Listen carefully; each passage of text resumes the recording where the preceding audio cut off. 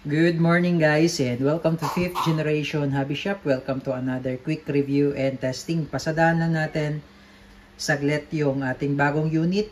Lately meron tayong T4A. Ibig sabihin po ng T4A, Training for Engagement, which is the T4A Umarex TR50. Yun po yung caliber 50.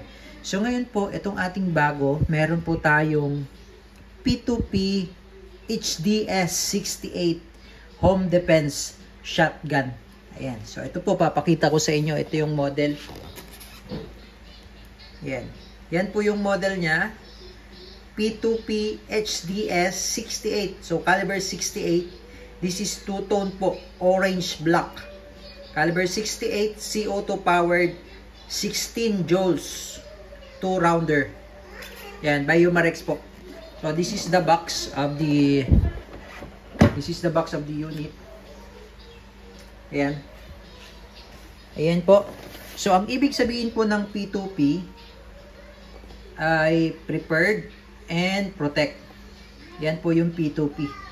Yung dati po na model natin, yung T4A. T4A is training for engagement. Ito naman po, prepared, protect. That's P2P.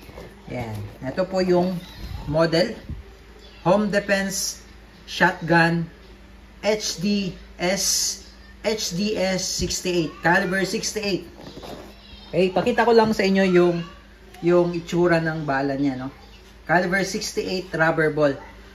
So, kung ito po ang caliber 50, yan, kung yan po ang caliber 50, pakita ko lang sa inyo, no? Kung yan po ang caliber 50, ito naman po yung caliber 68. Yan. Kung gaano siya kalaki. Yan po yung caliber 68. Ito naman po yung caliber 50. Yan po yung ginagamit natin sa TR50. Ito yung gagamitin natin dito sa HDS 68. Caliber 68 po siya. So mas malaki po na kalibre. Yan. So buksan na po natin. And imagine, this is 16 joules po. 16 joules. Ayan, 16 joules po siya, no? Shotgun. Ayan. Comes with owner's manual and maintenance manual. And this is the unit.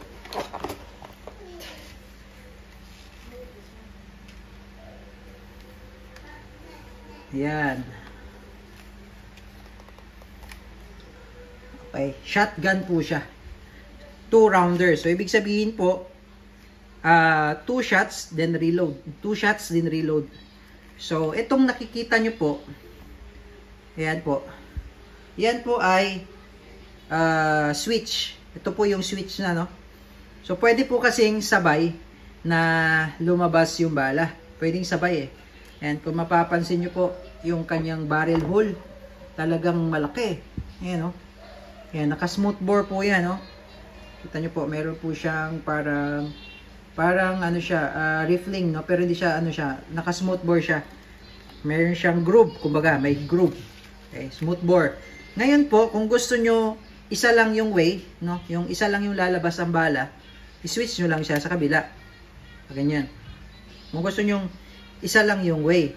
Kung gusto nyo naman, isa lang din yung way sa kabila, switch nyo lang din po sa kabila.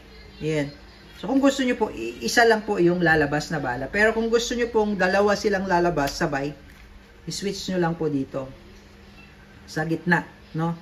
Ulitin ko po, kung gusto nyo pong isa lang po ang lalabas na bala, kung alin man na way na yan, ayan, switch nyo lang kung saan, left or right. Yan.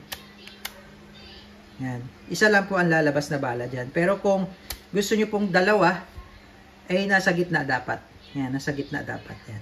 So pag left pala, yan may nakaturong arrow, no? Pag left lang ang gusto nyong lalabas yung bala sa left side na barrel, left barrel, switch nyo lang dito. Pag ganyan. Pagka sa right side, pag ganyan naman. Yan. Pag sa dalawa, gitna.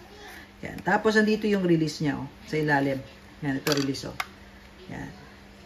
So dito nyo po ilalagay yung rubber ball. So, caliber 68 rubber ball po siya. rubber ball. Sana yung bala.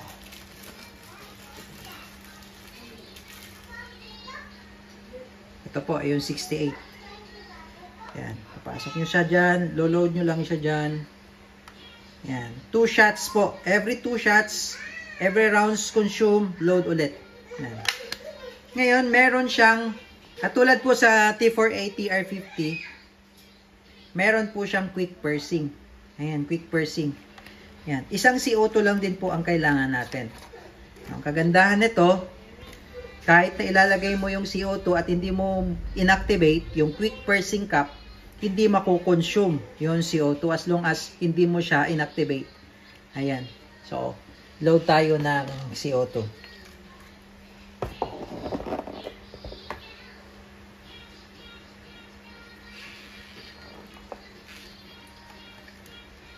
Yan po. Sa paglo-load naman po ng CO2, pag ganyan po, pasok nyo lang siyang ganyan. Then, balik nyo yung pursing cap.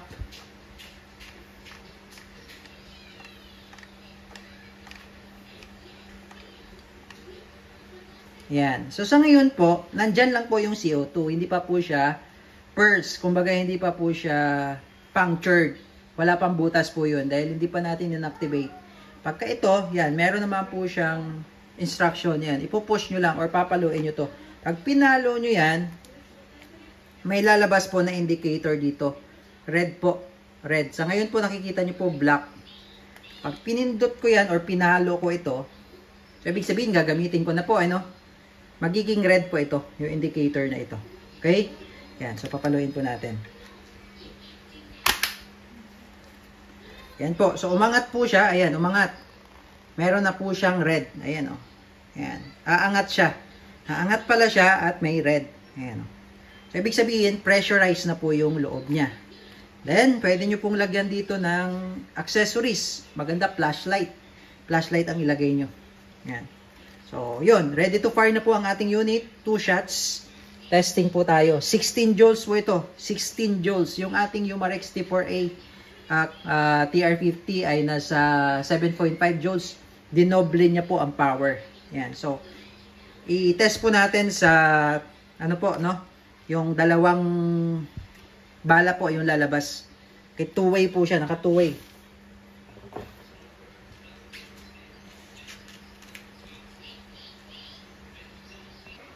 Okay, so yan po yung ating target. Meron tayong dalawang battle doon. Yan. So again, HDS 68 shotgun.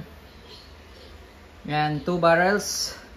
So, naka-activate siya in 2-way, 2 barrels. So, sabay po itong lalabas. Tingnan natin kung tatamaan yung dalawang bote na yan. Yung sabay.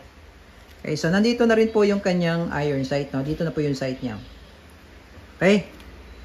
So, ayan. Testing. Kita ba? Wait, ayan. Okay.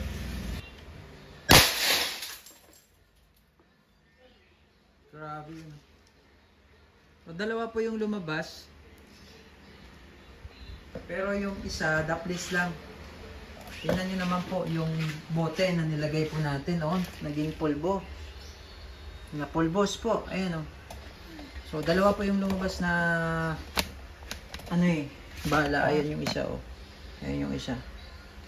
Ayan, napulbo po. Ayan, ulitin po natin oh. So, maglo-load po ako ulit. At yan, naglo-load po ako ulit at subukan ko naman po yung one way. Yung isa lang po ang lalabas na bala. So, i-switch ko lang po sa kabila. Yan po, si-switch ko dapat. Ito, dito siya lalabas. So, ayun. Firing!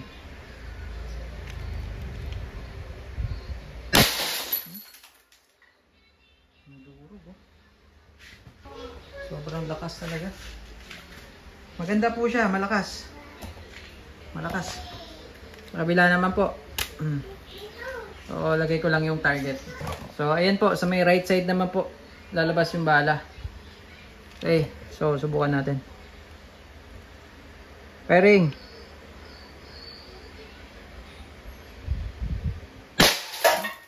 Audio. Lakas ng tunog, no? Lakas.